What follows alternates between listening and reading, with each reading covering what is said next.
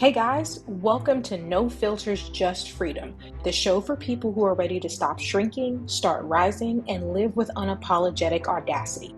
My name is Jasmine, I'm a life coach, and I'm here to guide us all through this journey of bold, authentic living. Hey guys, welcome back to No Filters, and today we are going to jump right into it, okay? Let's take a quick poll. How many of you have more unread self-help books than actual life skills, watched 47 TED Talks but still can't adult properly, or have spent more money on courses than your K? Congrats. You're officially addicted to self-improvement. I get it. I was there. I love it. As a life coach, I love improvement. But again, moderation. You don't need to be addicted to it. Today, we're exposing why you're collecting personal growth advice like Pokemon cards, okay, but are still living the same hot mess life, okay? It does you no good if you got all this information and your life is still a mess. So let's admit it together. We're not here to get better, okay? We're here to get better at feeling like we're getting better. Okay, the goal is the feeling, because the feeling is what drives you. Look, I feel like I'm making progress. Okay, we're here to get better at that, not just because getting better after that will follow. Okay, actually getting better will follow the feeling, I promise. So first, let's address the lies that we've believed. Okay, the first lie is if I consume the content, it'll magically transform me. Osmosis works in the body, it doesn't work in the mind. I know that's crazy. It don't just take it in and think that everything is just gonna change it, okay? Spoiler alert, it won't. You won't change. That's not how that works, okay? Let's be honest. If knowledge was power, you'd be Superman right now. Okay, you got all this information, all these things that you know that you want to do and get better at. You've read all the books and you've listened to all the self-help talks and you've got your favorite subscriptions on YouTube and all these things to watch. And yet you're still out here floundering. Because yes, adulthood is ghetto, okay? Adulthood is reckless. And you'd think with all the self-help and everything else that we have out in our lives, we would somehow find a way to curtail that. Guess what? We don't. It doesn't work that way. All right? The second lie you have to pay attention to is the idea that my next breakthrough is just one more book away. Hey guys, it's not. Okay? Books don't create the breakthrough. I know this is a hot take. I know people don't want to believe me. And it's crazy because it goes against my job. Okay, as a life coach, it goes against the idea that I'm here to help you grow. I am still here to help you grow. My job does have merit, okay? But as a life coach, I am going to tell you that a self-help book is not going to save you. And one more book is not going to change the circumstance that you're in. It's just not. Again, if knowledge was power, we'd all be Superman, okay? And the final lie is, I'm working on myself. No, you're not. You're procrastinating through personal development. Okay? You're procrastinating. You're telling yourself you're going to do something because if I read the book, I'll make the action, but the action never shows up. That's the struggle. That's the vibe. That's the thing that you have to pay attention to. The struggle that you're going through, the development, the action plan to overcome the struggle, it never shows up. So what good is this internal monologue of what you're changing if it doesn't actually change? You're just procrastinating on the effort that you actually have to put in. So here's the dirty little secret behind your addiction. Because you're addicted to self-help. Okay, that's what you are. You're an addict and it's okay to say it. I've been there. Hi, my name is Jasmine. I used to be addicted to self-help. Okay? Now, why I was, it's a whole nother issue. I ain't gonna put it out there right now, but I was. Okay? So the truth behind it is that you think I'm preparing. The lie of I'm preparing. Okay? Guys, research doesn't equal results. That's not how that works. It doesn't work scientifically, okay? It doesn't work in sports. It doesn't work. My favorite thing in sports that they have, it's called a scouting report, okay? Basically, they have people, they pay people, they have coaches or whatever else whose job is to see what the other team has and to bring that information back to the team and the players so the players know how to attack it. Okay? The biggest thing that you can see is in you can see it in any sport, whether or not you're talking about baseball, basketball, football, anything. If you say in football that the team is weak against the run, so you need to run the ball, right? You still have to have productive running plays. Just because they said they're weak to it doesn't mean you actually produce, okay? In baseball, they tell you, hey, this guy throws a really bad pitch in this area. Now, you know that, but does that mean you're going to hit a home run? No.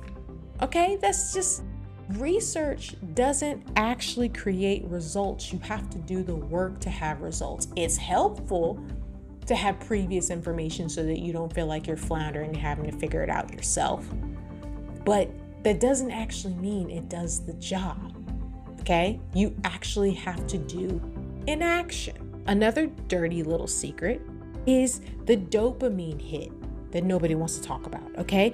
Buying this book feels like progress, okay? Listening to this podcast made me feel like I can be better. I can be great. I love the dopamine hit. It's amazing because it gives you the ability, the power to feel like you can move forward. It gives you the energy to say, I'm ready to do this. But again, what good is the dopamine hit if there's no action to follow it? Okay, yes, you feel good on the inside. We're all craving the feeling of feeling good. But again, like I said, the goal is not just to be better. The goal is to be better about feeling better.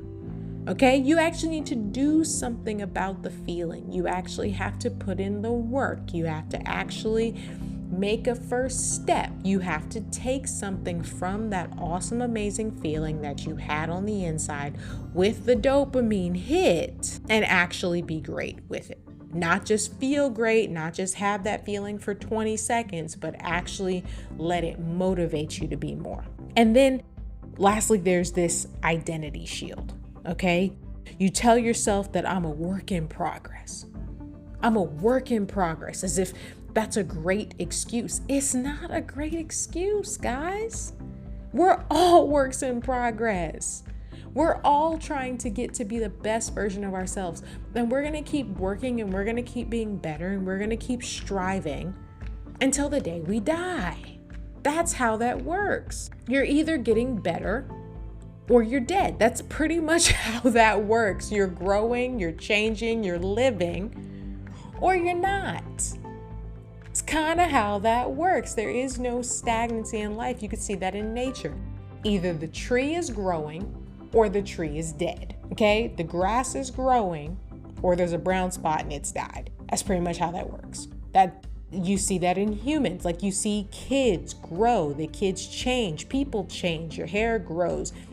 If your hair doesn't grow, it's dead. It's just a nature phenomenon. It's a theme. It is a reality. Okay?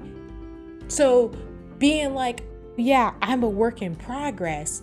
Well, duh. Yes, you are. But that doesn't mean you're making the progress. It doesn't mean you're making the actions. That doesn't mean you're making the change. The dirty little secret is that it's not an excuse. You want it to be an excuse. You make it a good excuse, but it is not a real excuse for how you are and where you are. Okay? But again, this stuff, these secrets, these internal truths that we tell ourselves and other people that aren't real, they backfire on us all the time. Okay? You can get something that's like analysis paralysis. Okay? The more options you have, the less you do. That is real. I am a type B personality. Okay? I am not a planner. I do not come with a to-do list. Jesus, I had a child and I had to learn how to use my calendar. And that was one of the most stressful things I did that year. Okay, people talk about nursing and cluster feeding and everything else. And yes, while that is stressful, for me, Jasmine, personally, the most stressful thing that I dealt with was figuring out how to use my calendar to make it work for me. I thought I was gonna die. I literally had to call in a friend. I had to, Who Wants to Be a Millionaire, phone a friend to help me organize my life, because that's just not who I am. I am not a planner. I am a go with the flow, flexible, let's have fun. I am the person you call when you're like, yo, let's drive to the beach and it's 10:30 at night. I'm like, yes, let's. We can sit among the stars and just talk to each other or see God's nature or just be silent, okay? Like, I'm here for it. I'm the one you call when you want to travel. I'm the one that's like, hey, I'm free for lunch. Do you have anything planned? You know what? No, I don't. I'm free. Don't let my husband be home. No, don't let him be home so I could leave with my baby. Don't do it, okay? It'll be a wrap. It'll be an absolute wrap if I'm free and I can go do something. It'll be a whole mess. You won't be able to tell me nothing. Okay? That's pretty much how that works. That is my personality type. So if you give me more options, I freak out because I don't know what to do with all these options. Okay? I could do this, or I could do that, or I could have fun pulling this off, or I could not have fun pulling this off. I don't know what I could do. I legitimately don't know. I don't know how to pull things off. I'm just out here floundering. Okay? So we definitely don't want the analysis paralysis, okay? Then of course you can have motivational bankruptcy. Your willpower is overdrawn from overconsumption. Okay? You have learned so much, taken in so much, done all these things that you no longer have the willpower to do or change. Okay? You no longer feel like, oh, I know what to do with my time, or I know what to do with this extra thing, because what are you going to do? What else is going to happen? It's just too overwhelming. Okay? It's just too much for anybody, for anything. And you just don't know what to do with it because you're just completely overdrawn. It's too much for anybody to take in because you have consumed so much information. You have taken in all that you can take in, and now you don't have the willpower to sift through it to figure out what you need to produce and put out. And lastly, there's the shame spiral. This is the most dangerous. Okay? Every unfinished book makes you feel worse about yourself. Everything that you haven't completed, everything that you're not sure if you want to pull off, everything that goes into what's happening, you make it about yourself as if you are less than. Totally not the move, totally not the purpose, totally against everything that you might want it to be. Okay, it is dangerous, it is uncomfortable, it's self-sabotaging. Okay, you are not less than because you couldn't finish reading a book because your life is busy. Okay, I am not a bad person because it takes me, I used to be able to read a book oh my gosh, don't let it be a good book. I could read a really good fantasy book in like 3 days. Okay, I would be invested, I would watch. I could binge a TV show, you know what I'm saying? Like I could sit down and watch a whole TV show and watch 8-9 episodes in 2 days. Okay? Bridgerton, I love Bridgerton. Bridgerton is my current example. Pre-baby, okay? Pre-Eliza, I could sit and watch Bridgerton and finish that joker in at night. I did not need to sleep. I was A-okay. And then in 2 weeks, I'd rewatch it again to make sure I didn't miss anything because I hadn't slept. Okay? Now I have a baby. Now I have to figure out what to do with my life. And so if I get 2 episodes in, I'm big balling. And that doesn't make me a bad person. That doesn't mean that I'm less than. It doesn't make me a bad person, a bad mom, or whatever else. It's just the reality and the nature of where my time is. But when left unchecked, you can have this shame spiral to make you feel like, oh, I didn't do the work. Oh, I didn't put in this. Oh, I didn't use my time wisely. I mean, that's a big thing. Sometimes I have to stop myself from having, shame spiraling from something as basic as I'm really lucky to have my mom really close to me. And so on the weekends, she can watch my daughter. And that's great. And that's when I get a lot of stuff done. That's when I can record these podcasts, is when I can clean my house, because Lord knows anybody that's a parent knows that that is a job into itself that you don't get to do when your child is there. I can meal prep and cook. I can do all of these things. I have the ability to do all of these things. But you know what? Sometimes I can also sleep. Sometimes I can also recharge and get it together, or maybe try to watch a TV show I've been meaning to watch. Sometimes it makes me feel really good to get my Hulu and Netflix queue down, where I can be like, oh, I got rid of like 2 movies because I really wanted to watch it, but now it's not in the queue because I actually did it. Those are options that I have as well. But the shame can come in if I tell myself, oh, I was supposed to mop the floors and I didn't. I had 2.5 days to do it and it didn't get done. Now I feel like I wasted my time and my energy. But you know what? Sometimes recharging and sleeping in till 11:30 with no kid and no husband in the house and just waking up to take care of the dog is more replenishing and helpful and good for the spirit than knowing that the house is spotless and the floors were done. Sometimes that's what it is. Sometimes I personally enjoy sleeping in till almost noon and being up until 11 o'clock at night. The floors can get done at 5 p.m. for all I care, but I am not waking up on my weekend off. I will not allow myself to feel the shame that exists because I'm not getting the thing finished that I thought I should get finished, okay? Stay away from that shame spiral, okay? Just because you didn't finish the book, just because you didn't do all the actions or whatever else, does not make you less of a person. So here are the controversial truths that you have to pay attention to, okay? You already know enough.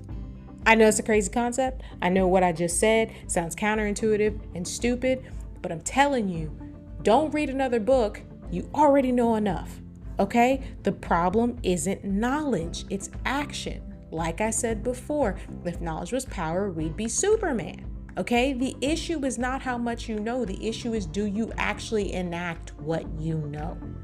Do you put in the work to actually be like, oh, let me create an action based on this information that I learned? Are you productive in that manner? Okay.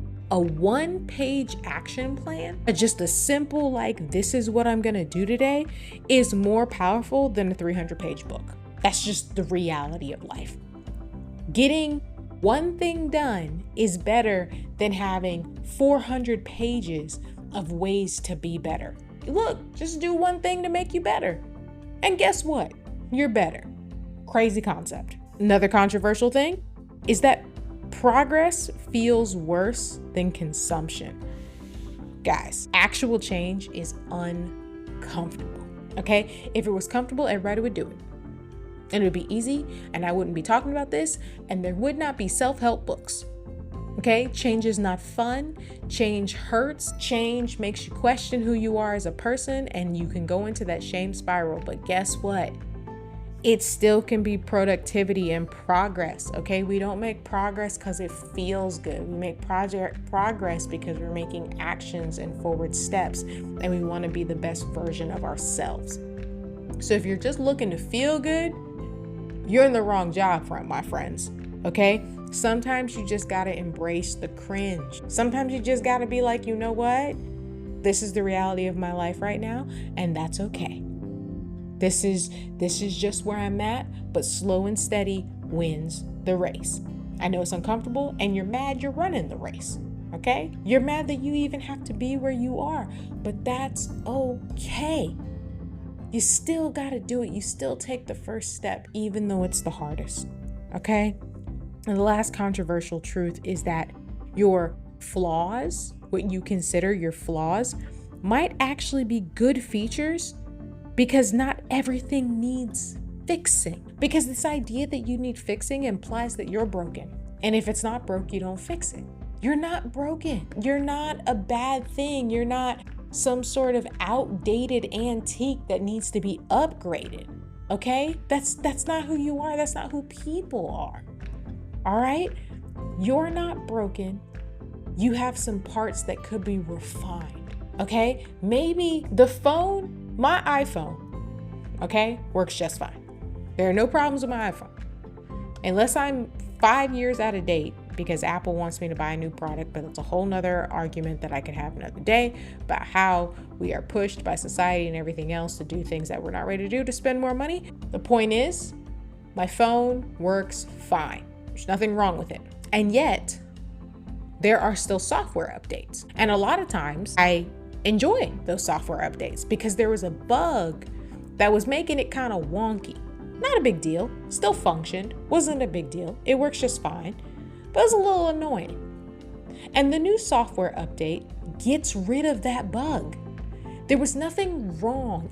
My phone didn't need to be fixed, okay? But there was a way to improve it. There was a way to improve upon the software that was there that needed to exist.